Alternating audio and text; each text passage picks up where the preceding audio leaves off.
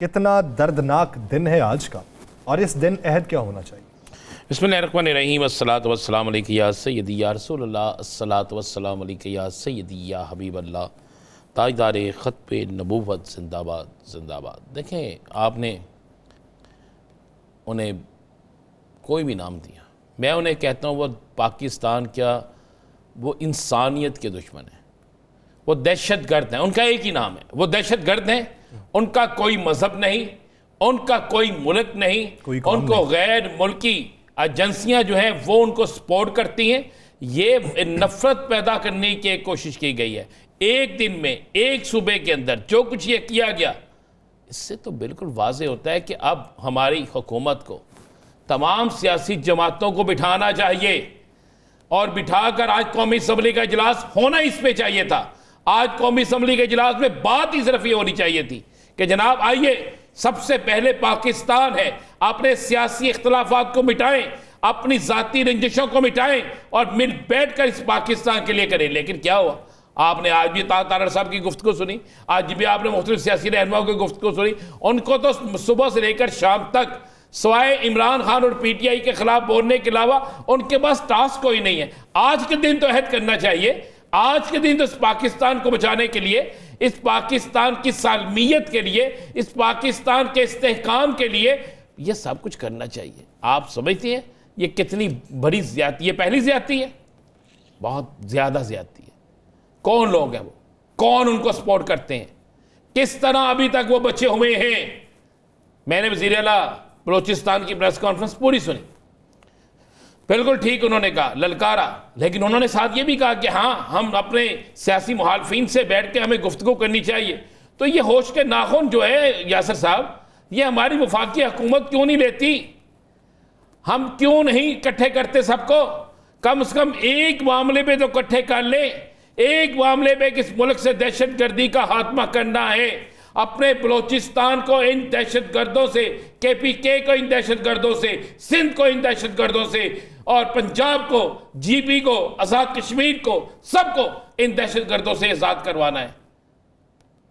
आज तो बात ही सिर्फ इस पे होनी चाहिए थी। आपने पूरा इजलास देखा है ना जी, कितनी बात हुई है इस पे।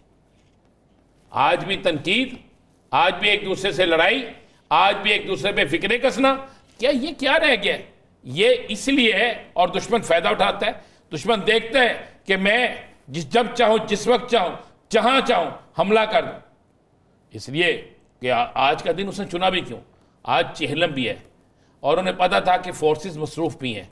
आज उन्हें पता था कि जनाब आज हर शख्स, हर फोर्सेस जो है वो दीगर मामलात पे जो है मसरूफ हैं। उन्होंने कहा चलें आज का फ़ायदा उठाते हैं, और एक ऐसी हमें चोट मारी कि जिसे कई रोज़ तक हम सोचेंगे ज़रूर, बल्कि इस कौम को सोचना पड़ेगा कि इन हुक्मरानों को मजबूर करना पड़ेगा कि हुक्मरान निकलें, या तो इक़्तिदार छोड़ दें, या इक़्तिदार को अगर बचाना है तो फिर तमाम सियासी मुखालफिन को गले लगाएं और एक एजेंडा रखें, सबसे पहले पाकिस्तान।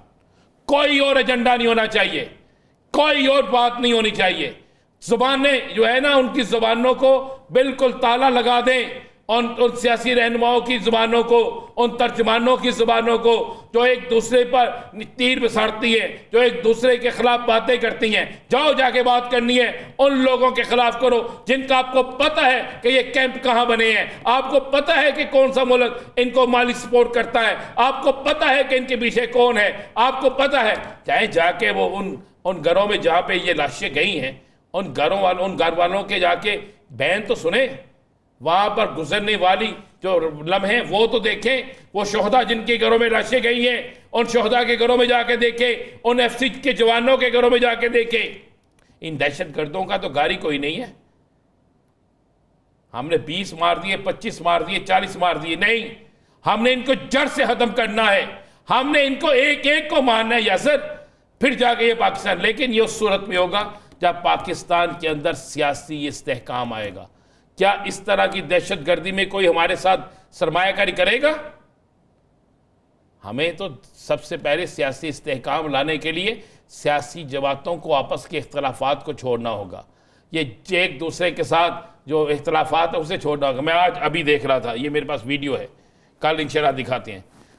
एक तरफ ये हो रहा है, दूसरी तरफ जनाब पता चला कि हमारे मुल्क के बड़े सियासतदान मरी की सरजमीन पर फिर जाने लगे हैं और जमीन फर्श तो धोया जा रहा है, सड़कें धोई जा रही हैं कि जनाब उनके पांव जमीन पर लगे तो मट्टी ना लगे।